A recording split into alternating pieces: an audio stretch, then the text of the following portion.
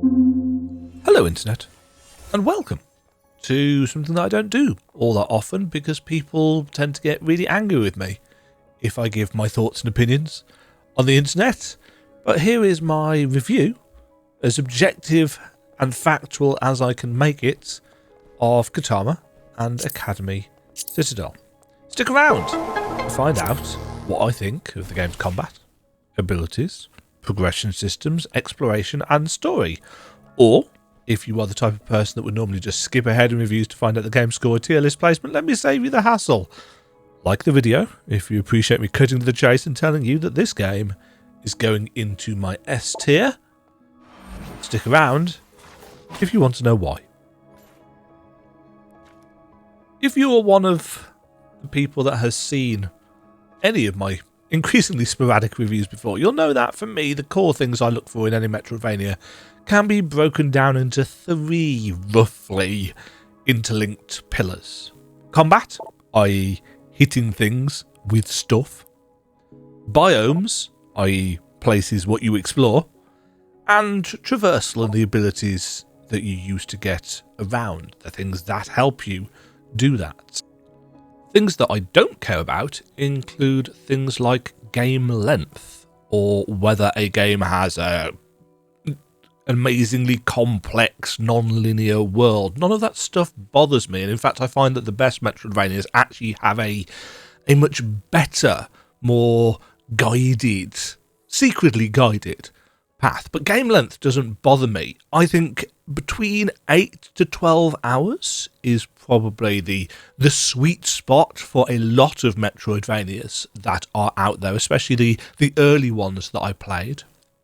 Up to about 20 hours for a 100% completion run is very much the sweet spot for a kind of more modern Metroidvania. Longer than that, obviously, Hollow Knight, After Image, those kinds of games, up to the 40-ish hour mark for really expansive experiences. And the very rare game that goes over that, I find, have a tendency to be a little bit bloated, a little bit stretched thin in terms of their progression, and therefore I just don't tend to find games that interesting if they are that long. I prefer tighter, more focused experiences, which Kotama definitely is. With about 20 hours it took me on the recommended difficulty, so the medium difficulty, of which there are 4 difficulties, it took me 20 hours to get the 100%, and I was incredibly happy and satisfied with that. And because it didn't outstay its welcome, I will be playing through the game again on the harder difficulty to see what the upped challenges are like when it comes to the combat. So let's talk about combat. Combat in Kotama is tight, and it gives you plenty of options. First of all, you have got 3 weapons to find going through the game. You've got the Umbrella Spear, which can parry, can counterattack. It's got a glide option when you're in the air to help with traversal. It is the kind of archetypical balanced, quote-unquote, weapon type. Reasonably early on, you can find the Whip Hammer, which has got a longer parry range. No, a longer parry window, a longer attack range, but it is slower and it has a heavier attack option. And also has the ability to ground smash through breakable floor. The third weapon is the Liquid Blade, which has got an aerial parry, a mid-air attack that can give you extra distance and lift, and it has the ability to get you through certain vertical webbed barriers that block your way. And as you might have figured out, it's the fastest of the options. So you've got balanced, you've got slow, and you've got fast options. And the weapons, the way the weapons are also essentially traversal powers in their own right, is one of my favourite things that Metroidvanias can do. And they feel really good in this game. In fact, hitting stuff with weapons in this game in general feels great. There are never so many enemies that you feel horrendously overwhelmed. There are hardly any of those overused lock-in arenas that proliferate the genre these days. And fighting stuff is so satisfying that I never really get into that state that I sometimes do of, I just want to get this done, so I'm going to skip through all these enemies. If you watch my playthrough, you'll see me do it a bit. But most of the time, I really enjoyed just stopping and fighting the enemies because there were never so many of them that it became frustrating, and the feeling of kinetic impact of hitting stuff in this game, for me, feels really good. It's not going to land for everybody, but I don't want to be saying that constantly through this review. So just keep in mind, when I give opinionated stuff, subjective opinionated stuff, it is purely from my own personal point of view. There is some really weird shit in this game to fight as well, as you might expect in a sci-fi anime game, and it is sci-fi. We've got giant floating pufferfish, some of which can be turned into grapple points because reasons. We've got little droidy robot things that have got those kind of glow stick air traffic controller baton things, which have got a really fast charge move which hurts a surprising amount if you let it hit you. There are giant mechanical shark riding guys wearing mechanical fish heads and wielding giant medieval lances. Yeah, it's kind of balmy, actually, of a game, and that variety is really, really cool. And keep in mind that those are just 3 examples. You know, I'm not getting into some of the really weird enemy designs from the final couple of areas. I'm not going to spoil those for you because they're creative. Yes, they are creative. The enemy designs are wild and, more importantly, realistically, really fun to fight and learn the patterns for. And you will need to learn the patterns because enemies hit hard in this game, and the way health and healing in Kotama works is actually quite unusual. At the start of the game, you have a single life jade. This is essentially a hit point. Lose it and you are dead and you return to the last checkpoint or save point. But this isn't a one-hit kill game. It's not a hardcore precision platformer. Over the top of this life jade is your chrono shell, which is essentially a shield that protects you. And when you get hit, it takes a chunk off your chrono shell. Lose your chrono shell, your life jade becomes vulnerable. Lose that, yeah, you're going back to the save points. So look after your shield. Your life jade and your chrono shell can be upgraded throughout the game. So you can collect life jade shards to upgrade your life jade. So you get it's a piece of heart system. Collect 3, get an extra life jade. And you can collect chrono petals. Again, collect 3.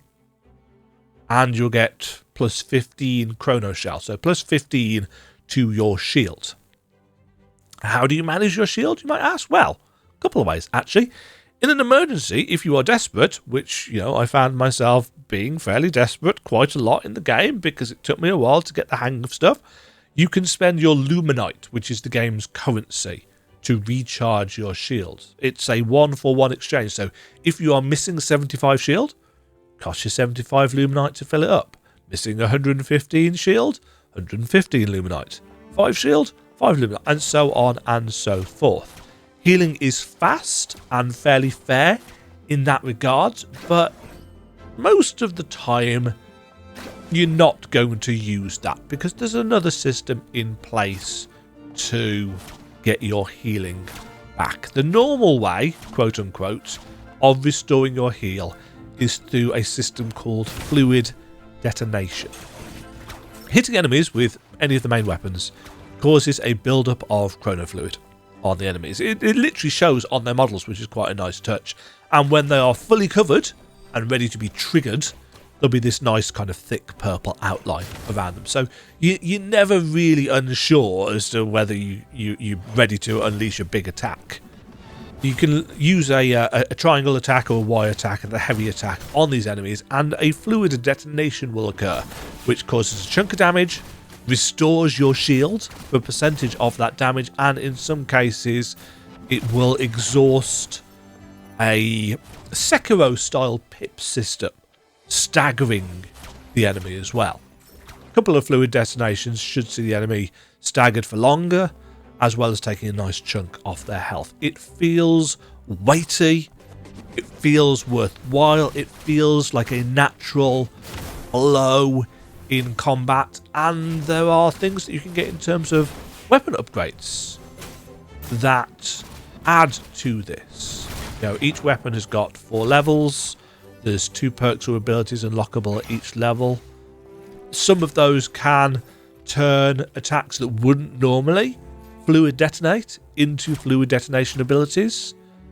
And there are memo cards, which I'll talk about in a bit as well, which can add fluid detonation effects to, say, your dash. So you can use your dash to fluid detonate enemies as well. It's a good system. It's a really solid system. It feels good to pull off. It's got the juice. You know, I talk about game feel a lot when I'm talking about indie games and games in general. It feels really good and impactful to use. So this balance of attacks, parries, dodges, learning an enemy's moveset, this creates a kind of dance that reminds me of the best action games. And do please note, and I'm going to mention it now, but it's the only time you're going to hear me mention it in this video, I'm trying not to mention the word Souls-like here. Kotama is not a Souls-like.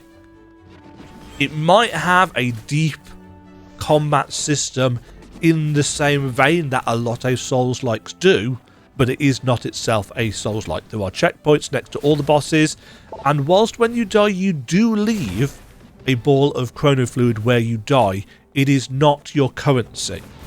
It doesn't hold your currency. You don't lose anything. What it actually is actually a ball of healing. So if you die in a boss fight, you've got a ball of healing that you can interact with to refill your chrono shield.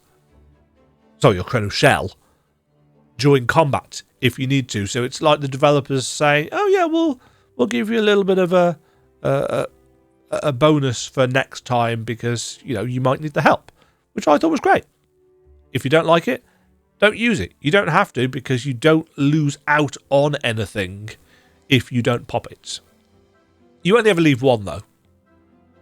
Modifying how you fight and actually doing all sorts of other stuff in the game are memo cards. These are essentially, I'm gonna use the description. They're essentially Hollow Knight charms, but a little bit like in Yars Rising, they have Tetris shapes attached to them and a grid that they fit on. So you have to kind of balance them around each other to fill up your spaces. And it's essentially a modifier system, and they all have really weird names. My favourite is the immersive mukbang memo card. I don't use it in the game, I just like the name. But all of the effects of them are very interesting. They're very flavourful. They're tied to a variety of things, which will make sense when you're playing the game, but won't really make sense if I give you some examples here, so I'm not going to. Some of the effects, though, are things like increases base attack or increases max chrono shell. Those are the boring, quote-unquote, ones that are actually quite helpful. But some of them are much more tailored. Some affect one of the 3 specific weapons, give them bonus effects. Others, as I mentioned earlier, allow one of your traversal abilities to trigger fluid detonation, or turn your healing ability into an AoE damage ability instead. You will find these memo cards all around the map or at the end of NPC quest lines, which I will talk about in a bit. But that's it for combat. I say that's it as if I haven't just spoken for over 10 minutes on the basics of combat. It is fast paced. It's just the right amount of flashy for me to look cool without obscuring the actual mechanics and nuances of a fight, and it has got a really solid, weighty feel to it. It has the juice balance just right. For me, I used the whip hammer for basically the entire game once I found it, and it just feels good to hit stuff with. Let's talk abilities.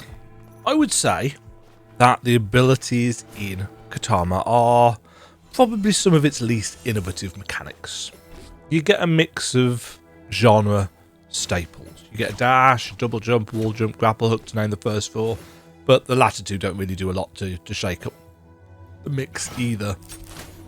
That being said, when you combine them with the traversal options of the weapons as well, there is genuinely a good blend here, and the animations are snappy, the abilities have got the right kind of weight and momentum, and I never really found the character unresponsive. But a caveat here: if you do end up checking out my full playthrough of the game, you will make note of me talking about the wall jump multiple times. Now, you should know that my concerns about this ability have been fixed. I did try and make it clear in my playthrough that it was a pre-release version, and I specifically sent feedback to the devs saying, can you do something about the wall jump because it doesn't feel good. It has been updated. It is the 9th of January as I'm recording this. There's been a couple of patches to the pre-release version. The wall jump now feels great. So unless they somehow break it before launch, which I can't imagine they're going to, my concerns about the wall jump have been fixed. It feels much more like I expected it would feel. I'm just putting this in there because if somebody watches my playthrough and then my review, it's like, oh, Demajen, in your playthrough you said this. It's been fixed. If I was to make a personal observation, though, about a particular mechanic that I still am not fond of, it works as is, but I'm not fond of the way it works. It is the way the grapple points are implemented in this game, and they're of the kind where they're fixed points and you need to kind of jump into the right position around them so that when you press the grapple button it launches you through that point in a straight line. You know, you've got to line yourself up and get the angle just right in real time. I'm not really a fan of that grapple point system, and it's not just this game, it's any game that it's used in. You know, I prefer when you get a little bit of slowdown, the ability to aim yourself more accurately. Fortunately, Kotama is generally fairly forgiving in that way, and I'm reasonably certain that I was actually able to solve at least one puzzle room by using a grapple point in a way that I'm not entirely sure I should have done. I might be wrong, but overall, I'm not a big fan of the way the grapple works. It wasn't really detrimental to my experience.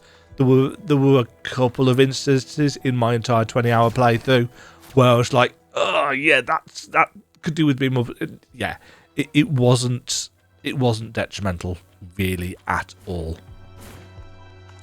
And that's kind of it for abilities. Probably the shortest section in this review. There's not a huge number, and I've already talked about, you know, the ground smash and the webbing thing as being part of the weapons, so it's like I've kind of covered that. So let's move on to progression systems, because this is very much more Metroid style progression than Symphony of the Night, Castlevania style progression. There's no RPG systems in this game. You know, I've talked about the collectibles to power up your life jade and your chrono shield. I've spoken briefly about the memo cards and slots. There's also as I said, the upgrade system for your weapons in the game. So just as a recap, each weapon has got 4 tiers, and each tier has 2 abilities attached to it. You unlock these, they're called active abilities, using Temporalis, which is a kind of reasonably common material that drops from mini bosses and the fairly few lock-in arena battles you can find. I think there's maybe 10 of them in the game, something like that. So it's not like there's 75 or whatever Possessors had. Many of you will know that I'm not generally a fan of lock-in arenas or the overuse of lock-in arenas. But there's, as I said, there's maybe 10 of them in the game, and the ones that are here, there's usually 3 or 4 waves. A couple have got 5.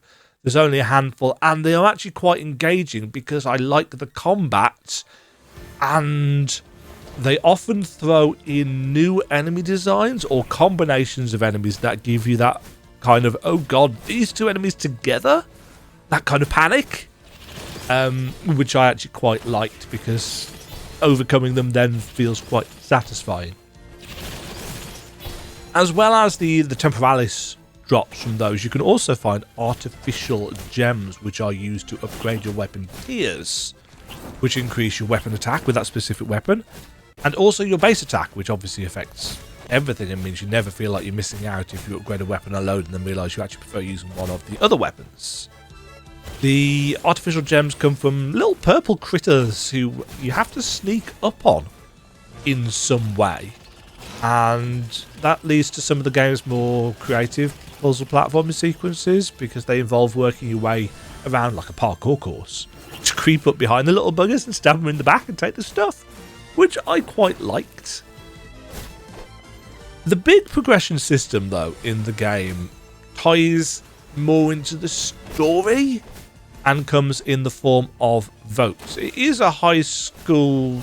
Well, I don't really want to call it a high school drama because realistically it's not, but I can't go too much into that without spoilers. It's much more the kind of things subject-wise the game deals with. It's much more, to me, like college or university style and level stuff. Yeah, the character designs look younger. They're very stylized, and I'll talk about the aesthetic, I suppose, at the end, because I've got some thoughts on that. But there is an election against which the game is set. Your character Kotama wants, for reasons that you don't really remember at the start of the game, to become the Carmel star, the president of the academy, which you get by winning the election. And the kind of general plot of the first part of the game is you need to collect the keepsakes of the heads of the 4 main academies, the 4 main sections of Carmel. And to do that, you'll need to explore, you'll need to solve puzzles, you'll need to beat bosses, and each keepsake gives you an enhancement to your basic abilities, as well as a perk that affects some aspect of your Metroidvania toolkits. And it's suggested early on by an NPC that you have to hand these in to further the plot. And I will spoil for you the fact that if you do hand them in, you don't lose the perk. I will say that for you now. I was worried about that, and I took the plunge after I got all 4 of them because I couldn't progress the story anymore if I didn't. And yet you keep the perk. You still won the keepsake, so that's good. Votes, though, they don't really affect your character power in any way, shape or form, but they are all tied to the narrative of the game and how much you engage with the world. And as you could probably imagine, in a Metroidvania, they are also in some way tied to which of the game's endings you get, but I'm not going to say any more about that because I liked the story and I don't want to spoil it for anyone. So instead, let's move on to biomes and exploration. Because great combat, decent abilities and progression are nothing without great enemies to fight and great areas to find fights in. And as I've already said, the Academy Citadel is broken up into several biomes, each is distinctly different from the others. The 4 main areas of this citadel each have their own theme, as befits an academic environment with a twist. You know, the art academy is filled with culture.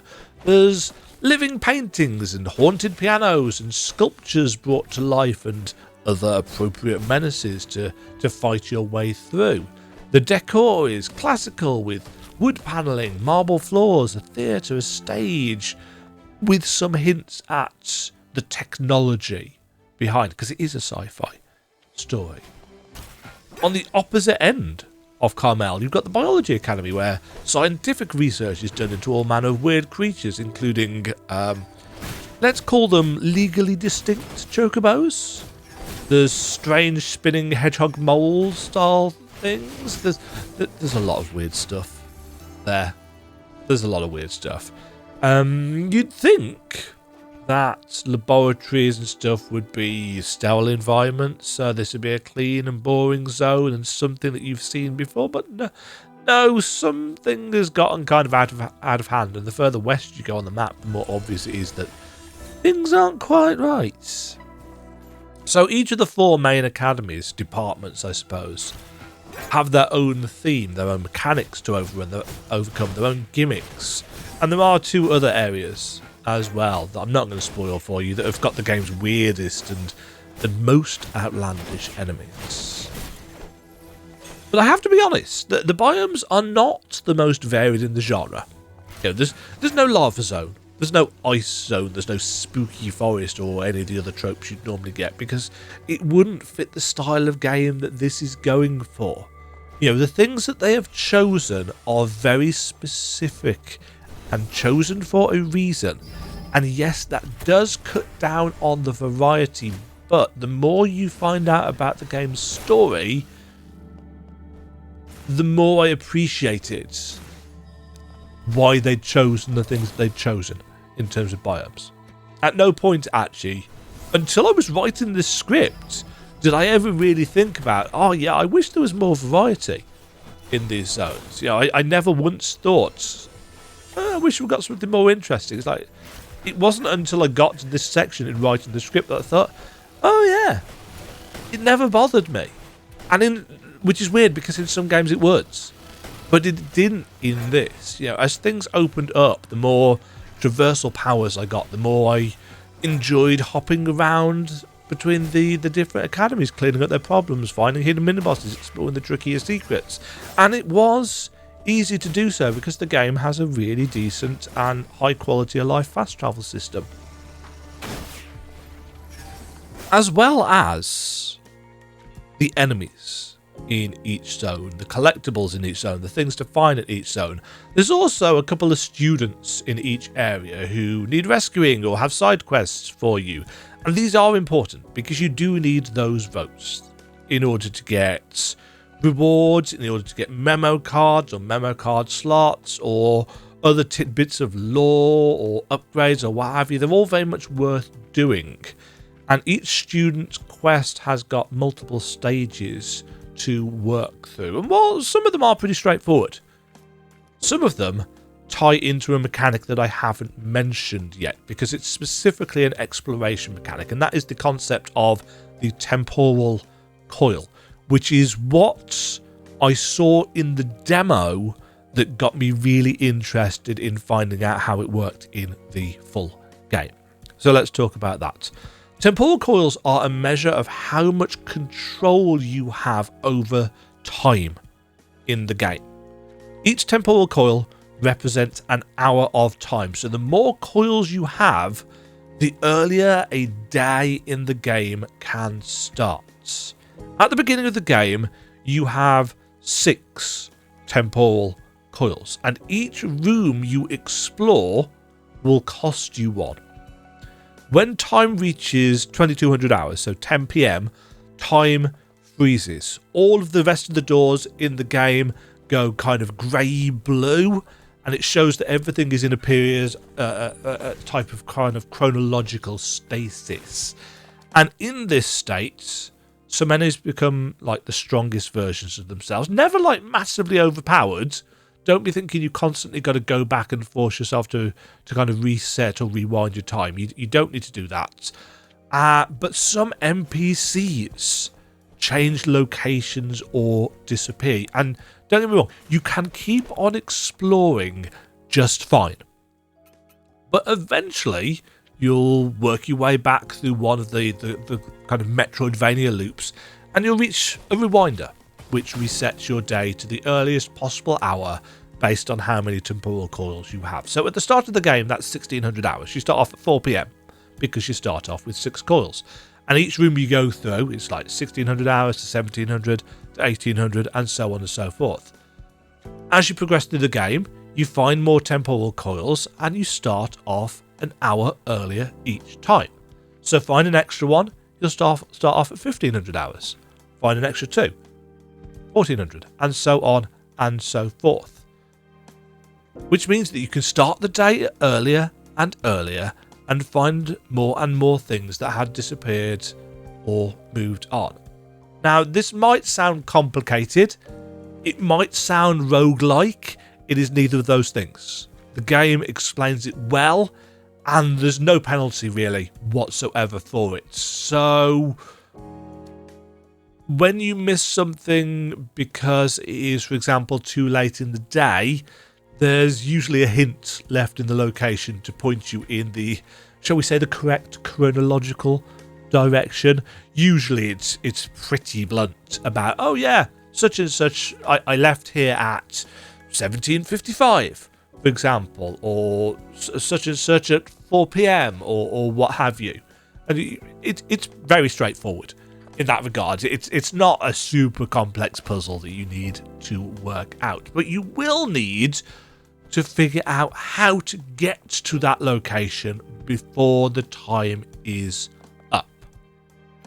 Sometimes that might involve going from a location that you don't expect to. Sometimes it might mean that you have to open up some shortcuts in order to be able to get there by the time that you need to. Some thinking is involved. It's never like puzzle god genius level, but some small thinking is involved. There's at least one end game quest that took me probably 30 to 40 minutes to do. Not partially because I had to find the third of the 3 objectives, but once I'd got that, then actually figuring out how to do it all in what little time I was given for it was reasonably straightforward. So there is some thinking to do, and that was quite engaging, and I appreciated that. So whilst time manipulation isn't, shall we say, the central crux in the game, unlike something like Dragon Loop, which was the last kind of time manipulating game that I played, it's not that kind of manipulation. Kotama and Academy Citadel does go for something adjacent to that, but maybe, which might be the reason why I like it so much. Atmosphere / narrative. Kotama and Academy Citadel is a game that I found quite rewarding from reading all the logs. The writing is generally of a really high quality. Keep in mind, and I don't wish to sound racist here, so I'm going to try and phrase this as delicately as I can. Many of us have played games created by Chinese developers, Japanese developers, Korean developers, German developers, French developers. As an uncultured, incapable of speaking another language British person, I've played many games where the translation into English isn't great. And it doesn't help that I'm a writer as well, so I notice these things. If you watched any of my demo playthroughs from Next Fest or whatever, you'll know I tend to be really picky and I correct grammar and word choices and stuff all the time. It's part of my DNA. Kotama is made by a Chinese dev team, about 15 people in the studio, I believe, so it's not like a teeny tiny team, this one. But the writing and the localization of the writing really surprised me in terms of how well written it was. I think not to kind of wave away the quality of the writing of this, but I've played so many games with bad localization that when something comes along that is good, it really does stick out to me. I hope that doesn't sound really kind of backhanded complimenting. I don't mean it to be. The writing in this game is good. There's at least one series of diary logs, actually, which was only added in a later patch. It wasn't in when I did my first playthrough of the game, my kind of proper playthrough. There were several of the lore notes missing, probably because they were I would hazard a guess that they were wanting to make sure that they got the localization right. And yeah, this series of diary logs in one of the zones had me genuinely feeling quite sorry for the character in the diary and what she was going through, which I was really impressed with. But let's talk that thing that I said I'd circle back to. The anime aesthetic of the game is probably going to put some people off. The character designs are all very Nikke-like in terms of design. So they all look like young women. Some of them, but not all of them, are a little bit top-heavy. Some of them, but not all of them, are kind of slightly over-sexualized, slightly fan-servicey. And I've already seen people on Discord discussing whether this is going to be a horny game, or it's going to be a gooner game, or whatever. And I kind of think that's quite unfortunate because, and I don't know whether this says something about me, but I was so invested in the world and finding out what was going on that there weren't many times in my playthrough, and keep in mind that my playthrough is going out on YouTube, so you'll be able to see the odd occasion where I noticed this stuff. I didn't really notice the fan service that much because the story and the world building was so well done that I noticed it. You know, I noticed that the cast is all female, but it didn't really kind of slap me round the face as like a fan service game. You know, it's a little bit like Stellar Blade, which is a game that I really enjoy because it's actually a good game. It's, in my opinion, it's got good combat. Sure, a couple of the zones aren't particularly amazing in terms of design, but yes, it's got the hypersexualized characters, but it's got a good game to go with it.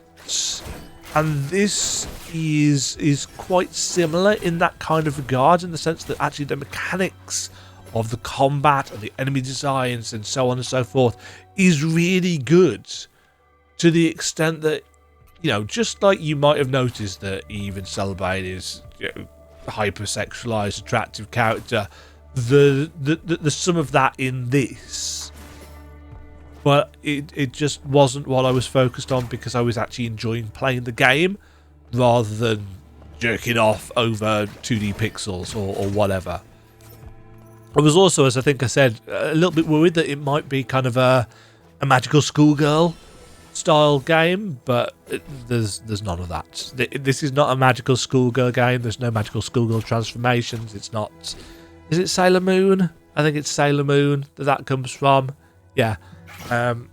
It's none of that. Let's talk a little bit about the story to wrap things up without spoiling anything. The story and characters in this game are deliberately confused. Not confusing, confused, as in the characters know that stuff isn't right within Carmel. They know that time has something to do with it because they've all been working on it.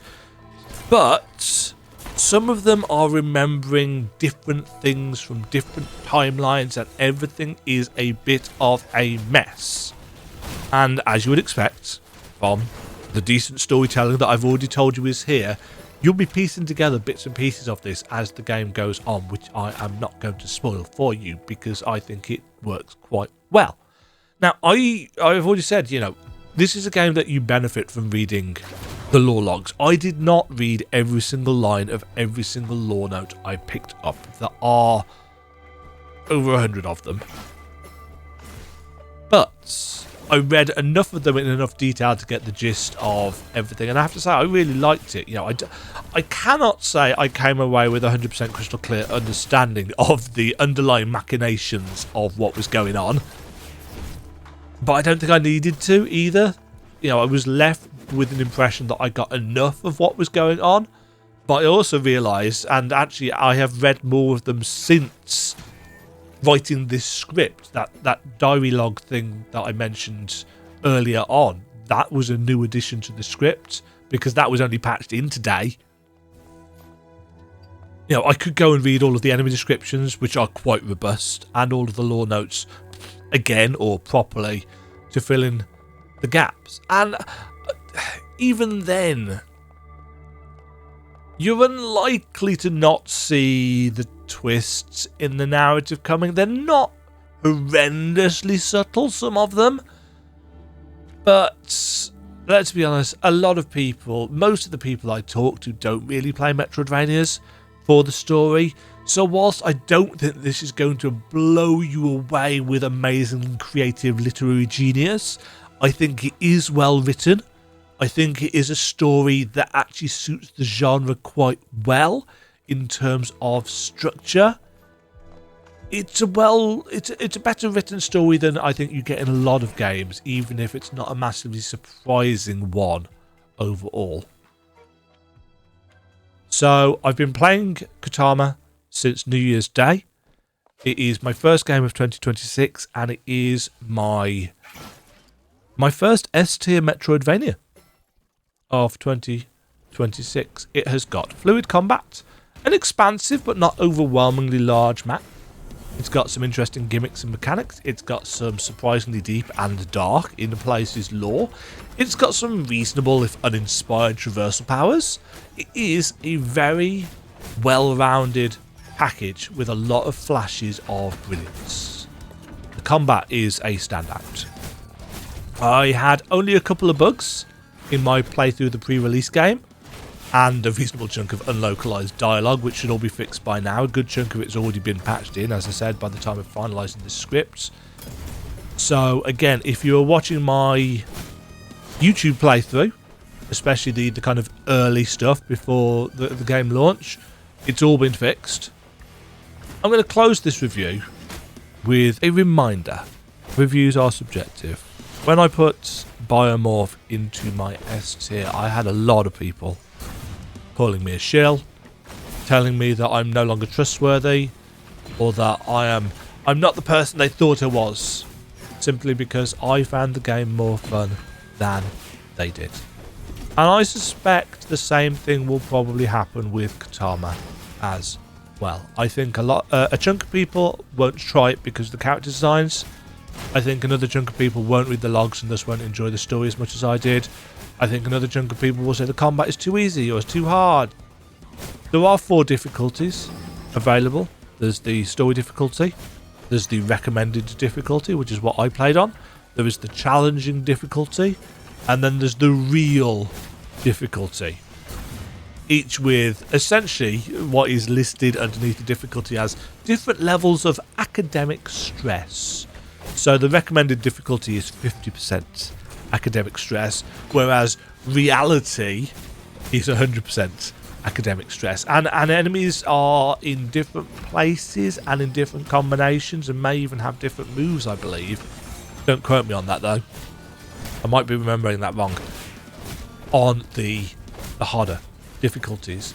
Playing on the easier difficulty, the story difficulty, or actually I think the recommended difficulty, there are a couple of sections in the game with quite tricky platforming. There are assists in the game, or there will be assists in the game. They might even be in now, actually, but they weren't when I did my pre-release playthrough to help you out with some of the trickier sections. So there are quality of life features. They are working flat out by the sound of it on making sure everything is as good as it can be for launch. I love this game. I had a really good time. I'm looking forward to getting wrecked actually by some of the bosses when I play the game through on harder difficulty at launch. Why am I waiting till launch? Because the pre-release version didn't have all the cinematics in. So I'm waiting until the release dates to do a full second playthrough on a harder difficulty because I enjoyed the combat.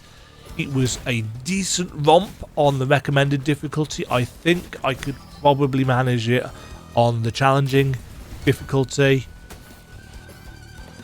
But I wanted to wait to make sure I could get all those cinematics. And I think the fact that I can easily put it in my S tier without having the full narrative experience, I think that says something about, well, either me or the game. And I know people are kind of lining up in the comments to judge me regardless. So let's say it says something about the game. And that's my review. Thank you very much for watching. Let me know if you pick up the game and how wrong or right I was in the comments below, because I'm sure some people are gonna. Try and be respectful. If you can though, please. Stay safe. Stay fabulous. Thank you for watching. Cheerio. Thank you very much for watching. If you enjoyed the video, why not click the like button and consider subscribing. Remember, you can ring the bell notification icon to get notified when new videos go live. And until next time, cheerio.